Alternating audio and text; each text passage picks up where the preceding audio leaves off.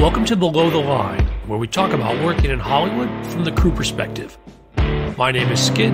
I'm a former assistant director and your host. Quiet on the set. Today we're talking about Roar, the 8-episode anthology series currently streaming on Apple TV+. And my guest is the production designer, Todd Fjelsted. Todd, welcome to Below the Line. Thanks, Skid. Now, a warning for listeners, today's conversation may contain spoilers. Todd, let's start by talking about the show itself. Tell me about the nature of this show. So Roar is an anthology. There are 8 half-hour episodes that are kind of their own little mini movie. And each of them is based on a short story, or most of them, I should say. There's a couple that are not, from Cecilia Ahern's book, Roar, same title. Each of which are kind of a bit of a fable. They're kind of surreal little short stories that center around one woman's specific struggles in the world and how she approaches them. And they're all a little bit funny and strange, similar to, like, say, a Twilight Zone or a Black Mirror. Oh, that's a good comparisons on that. When we talk about doing production design, I'm reminded of earlier this season when I spoke with Michael Perry, who was the production designer from Promising Young Woman. And he talked about bringing a masculine or feminine lens to each space that he was designing. But in that movie, the effect was meant to be subliminal, reinforcing the story. But tell me how Roar is different. Yeah, Roar is definitely different in that a lot of what you are going to be learning about these characters is actually in the title. It's very literal. So what we're doing is we're taking a scenario, for example, where there's a trophy bride, and in the story that's called The Woman Who Was Kept on a Shelf, we know right away from the title she's going to be on a shelf, and we see it right away in the opening scenes. And there's really no secret. So it's a very blunt version of storytelling, much like a parable or a fairy tale. It's not as subtle as something you would see in other types of storytelling. But that's kind of what I loved about it, is that you're getting the data right away. And so what you're contending with more is how is the character going to respond to this information and this type of setting. So it opens up my team's ability to do just about anything. That's the nice thing. We don't have to be subtle. Now, we're going to talk about some of those specific episodes in detail, but Todd, how did you get involved in this project?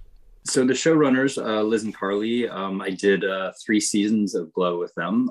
We're longtime collaborators and just really enjoy working together. We have kind of a shorthand. And when they called me about it, that was a no-brainer. I was like, first of all, a bunch of different aesthetics, all under this, rubric of being kind of dark comedy fables. Like, yes, of course, I'll be right there. I was in Atlanta at the time, finishing up the series First Lady, flew back to Los Angeles, and we got started within a few days. And did these episodes run together, or did you take breaks between them? When you are resetting for every episode, how does that work from a production design point of view and schedule-wise? Well, typically on a show, you're dealing with all the same characters, narratives, and a lot of the same locations and settings. Obviously, in this one, that's completely the opposite. So there was no break. We definitely overlapped. We did have to change up how the team operates a little bit because obviously with completely different aesthetics, beat to beat overlapping, and only about a few days to shoot each one. That means you are prepping one while you're shooting another, while you're prepping another, while you're wrapping the last one. So we ended up having to have 2 different set deck teams. Traditionally, I would have one set deck creator. In this scenario, we switched episodes. So 1 was one, 2 was another, and we flip-flopped as we went along.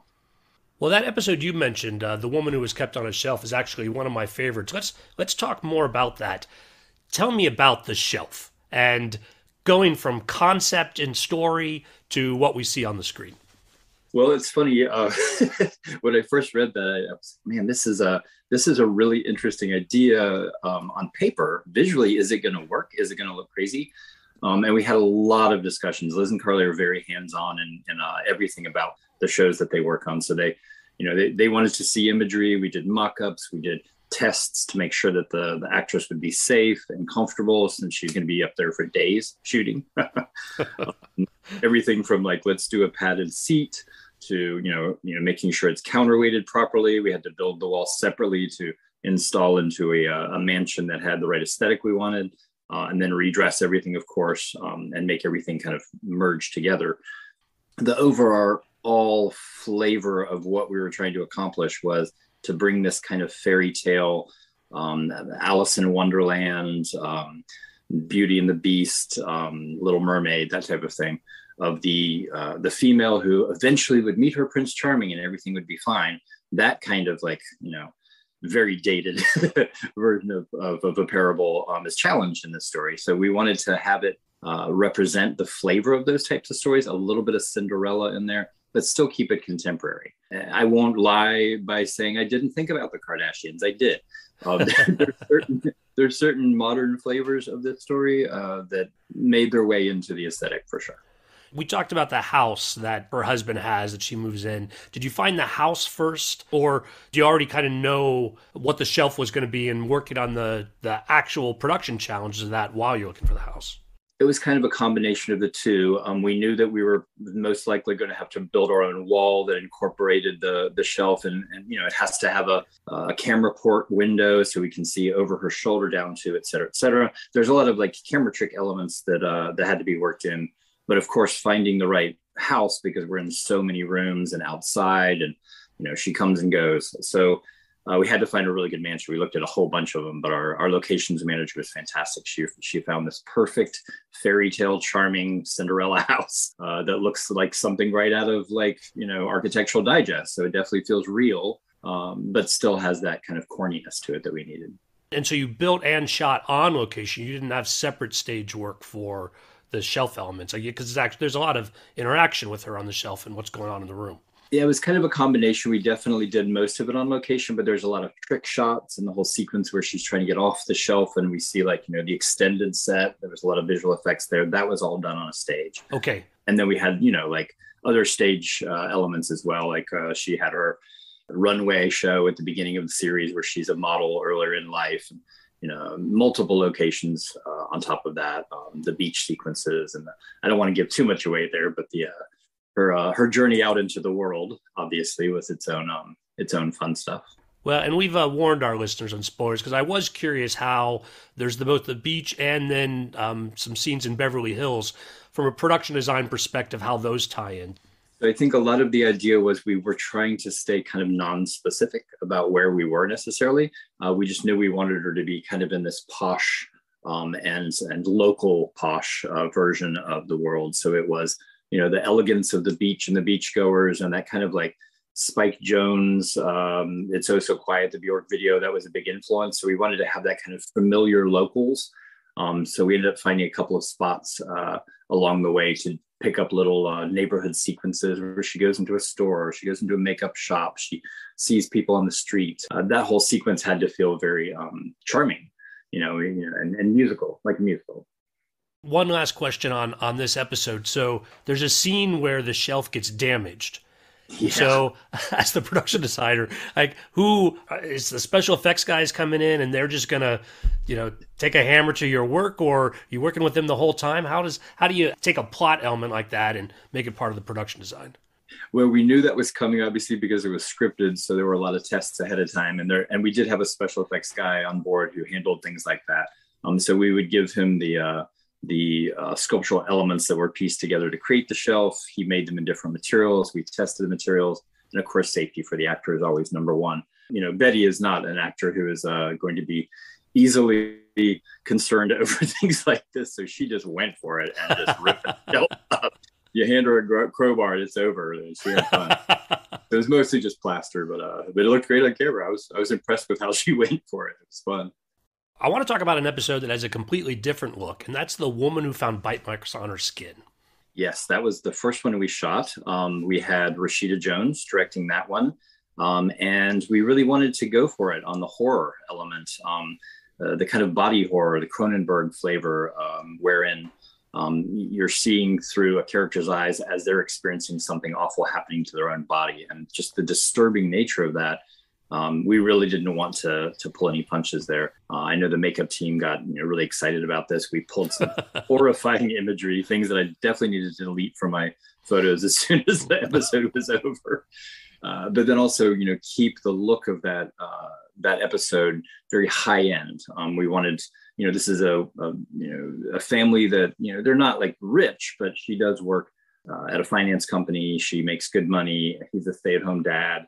And they had a nice home, a very charming home. And then when we see her at work, obviously that needs to be a little higher end as well. So it gave us an opportunity to kind of do almost like an Adrian Lyne type film, like a Fatal Attraction, or something that follows people who are a little more well-to-do around their lives to see what happens when things go wrong.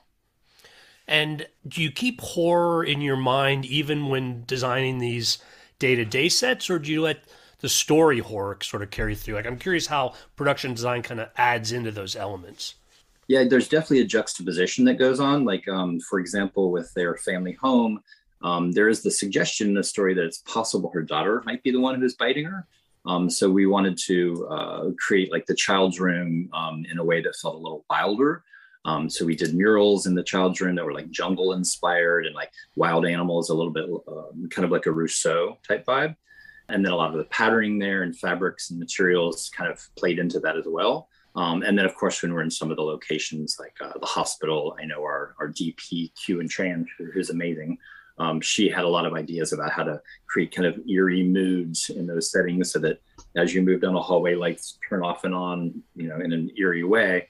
And that helped also drive a lot of the looks and the colors and such. At the hospital, I'm also thinking about that therapy room that she wanders into where there's all those moms and you've got that big backdrop. Like, talk to me about that coming together. So that was, we shot at a real hospital for a lot of these sequences, a closed down wing of the hospital, and kind of had to make it our own. And for that sequence, we wanted it to feel like gradually as she's waking up, leaving her hospital bed and moving into the hallway, that it gets eerier and more surreal and less, like she's in less and less control. And so as she enters this hallway, we found a spot that was like kind of a little meeting room. And there was a huge white wall in the background, which was, putting everyone off. I'm like, what could we do? Like, this is an odd thing to shoot against. And it's like, we could do like a photo mural. So I showed Rashida some different woods scenarios, and she really liked that idea. She felt like that was kind of like bringing motherhood right back to its primal roots and discussion of, a bunch of women sitting around discussing the things that affect only them. And it was a really personal moment. And I think the actors really dove in. Another set that caught my eye in this episode was when they're at the hotel bar, where there's something sort of surreal about that set as well. And what was the production design elements that were important there?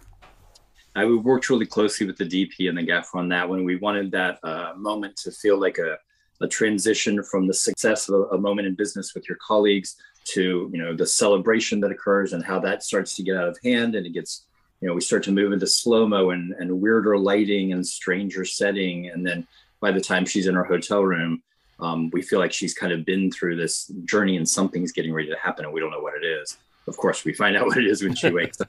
But yeah, it was definitely kind of trying to constantly up the ante a little bit visually until it exploded, basically. So these episodes keep changing their tone. Let's talk about the woman who was fed by a duck. Oh, I love this episode. So this episode was directed by our showrunner, Liz, and this was Liz Fleihive. This was her kind of maiden journey into directing. As much time as she spent on set, she was fantastic, of course. And we had a lot of conversations about what this episode should look like. We really wanted to kind of push it into kind of a romantic comedy look. But then, of course, by the end of that, it turns a little thrillery as well. As we discovered that this new character in her life isn't who she thought he was. Yeah. So I played a little bit with the movie Green Card. There was the sets in that had the right flavor with Andie MacDowell, the kind of romantic comedy of that. And then being John Malkovich also played in a lot because of the kind of surreal world inside of the very normal world. And then, of course, the oddest thing about that episode was just the basic conceit that she's going to fall in love with the duck, and how do we make all of that work on camera as believably as possible, because that's so surreal and strange.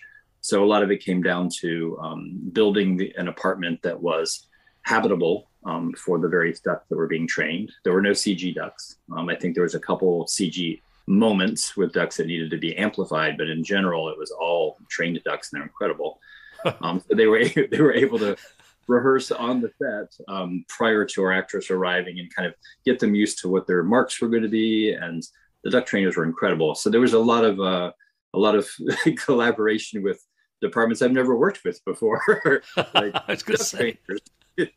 But of course, that POV of the duck makes a big difference in how you design an apartment or anything. Everything is going to be at about, a foot in height POV when you're in his POV. So that definitely created different challenges I've not experienced before in design, but I loved it. It was super fun. You're like, let's take our iPhone and walk around on, a foot off the floor and see how that looks. Okay, we need a little more dirt here. We need a vent there. It was really fun. And so this apartment, was this a stage set? You didn't go find an apartment like that, this kind of work. No, we looked around for an exterior first so that we knew what to kind of build towards. And we found a great spot that didn't feel too Los Angeles. There were no palm trees. We wanted to kind of keep it ambiguous, but also quasi Colorado was discussed at one point in the script. So we wanted to keep it kind of general Midwest. So we found this great little street in Los Feliz that had the right kind of brownstone looks almost. And then we built around that so that we were able to use the front porch and the street leading up. But the idea was that it felt kind of run down and like she hadn't really cared about her own life or her own apartment for a really long time. And the sudden like romantic interest sparked her interest in herself again. So we had to, of course, create a scenario where the apartment could be dressed up a little over time, get a little bit better over time. But of course, that has to happen during a production. So it has to happen, not just in real time, but before camera gets there. Right. It's complicated. Yeah, and the apartment really does reflect her character and the journey her character's on, because it changes as this relationship develops. For sure. I know there was a bathtub scene that was kind of like the turning point where they go from just chatting to, are we going to be a couple?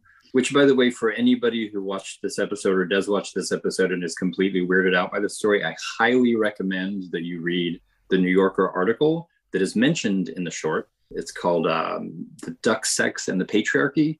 That's from like 2018. It's a fantastic article kind of about the science behind duck mating and how that's somewhat reflected in human mating at times. And I think that is a huge influence on how the story plays out. So for those who are confused by it, please read that story.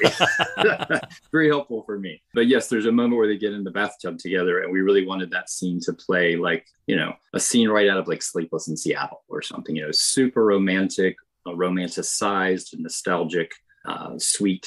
So we, brought in these pink bougainvillea bushes outside that kind of reflected into the room. That was a big part of what Q and I talked about, the DP. And then a lot of their theme throughout that episode was kind of a pink and green, the pink of her femininity and the green of the mallard, kind of playing off of one another.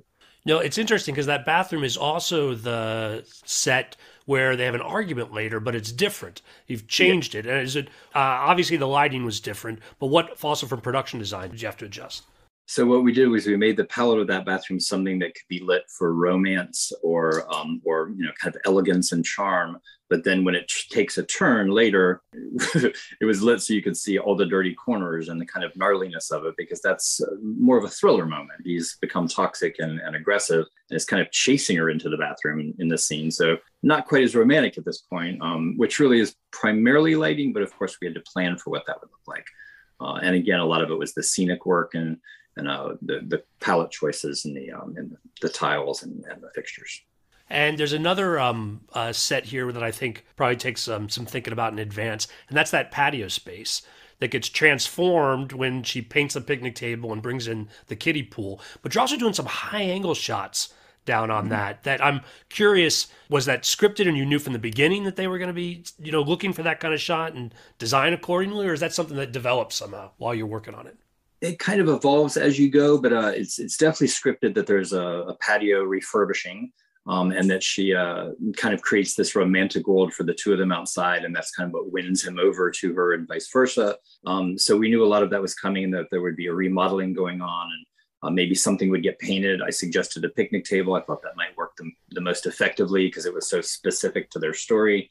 And we kind of approached that exterior set so that it wasn't completely real, but more almost sitcom real, like something out of an episode of Friends, or even Sesame Street played in a little bit. We wanted a little bit of that, kind of almost childish, whimsical look to the exterior so that it felt more charming.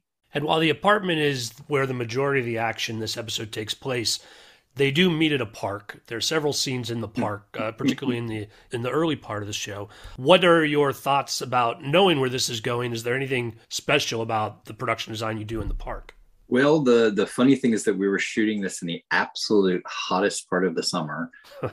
So the biggest concern was how to get through the shoot day without, like everything burning up. There was a lot of dried grass. There was a lot of detritus everywhere. So it was definitely a keeping up with the location to keep it looking kind of pristine and pretty and like a romantic comedy. When in reality, it was not that way at all. It took quite a bit of effort, more so than we'll probably go into here. Well, again, you said it was one of your favorites, also one of my favorites. The last one I think I'm going to ask you about today is The Woman Who Returned Her Husband. Oh my gosh, this was such a funny episode. So this episode was directed by Q, who was the DP for several of the episodes, Q and Tran. She is so funny and really just dove into this episode. The fun part about this was how to approach this in a way, much again, like the being John Malkovich of the Duck episode, where everything is grounded and real, but also a little bit off. Like you don't actually have a story where you can return your husband, but we wanted that to feel as real as possible. Even though it's funny, it just needed to read as true. So we did certain things that over time I've learned worked well in production design, like the film Edward Scissorhands. So this is a film where completely ridiculous things happen all the time. They're absurd, but they also provide this kind of grounded element with like the Avon lady who lives in the cute little suburbia. It's over the top, it's corny, but it also grounds the goth character up on the hill. So we're trying to do the same thing with this. Like, if you're going to be able to return your husband to the store, then also your neighborhood should have like a certain kind of corny flavor to it. And the store should have like a everydayness to it, almost like a Mayberry quality to it. But that being in, a contemporary world, not so much Mayberry as say Costco or Sam's Club or Home Depot. So we're just trying to keep things as everyday and grounded as possible, so that when we went into some cute colors for the neighborhood and did that cookie cutter kind of suburban vibe of, say, Edward Scissorhands, that it would work, that they would play off of one another and juxtapose properly. Well, I think all of these episodes were effective, and there's 4 we didn't even talk about. But to wrap us up, Todd, how do you feel about the whole project and how it came together? It was so fun. And I'm really hoping we do a second season, because there's so many more stories to plumb here. And I think that the half-hour format creates a world in which you can really play. I know the writers were able to really take some risks and do things you don't normally do. And you're not having to support that story over the course of, 10 hours of content and the characters coming through all these different scenarios. They're in and out in half an hour. So it really gives them a chance to make art in a way. And for me, that's super appealing. The chance to do something that you don't normally get to do, that's veering closer to an art film than a movie. Love it. Well, I'm also hoping you get that second season. On that note, we're going to call it a wrap, Todd. Really great having you here. Thank you so much, Skid. It was great being here. Listeners, I always appreciate your feedback. You'll find my contact info at our website, belowtheline.biz. That's B-I-Z. You'll also find past episodes and links to all of our social media, so check it out. Todd, what are you working on, or where are we going to see your work next? I just completed designs of a lighthouse in space for showrunner Zach Penn. The show's called Beacon 23. I think it'll be about a year before we see anything on it, but it's very exciting. And you also were working on First Lady, right? Yes, I was half of the team there. There was 2 teams. Our team came in first. We created built the White House and did all of the elements for the Betty Ford block. And then the second team came in and did the Obamas and the Roosevelts by redressing the White House and a bazillion more locations. That was a crazy show. I think we had 350 sets when it was all over. Oh my gosh. Yeah. Well, so folks should check those out as well. My shout outs are the regular bunch. Thanks to Curtis Five for our music, John Wan for our logo, and to all of our listeners, I appreciate you. Please rate us wherever you get your podcasts and tell your friends. Thanks again from Below the Line.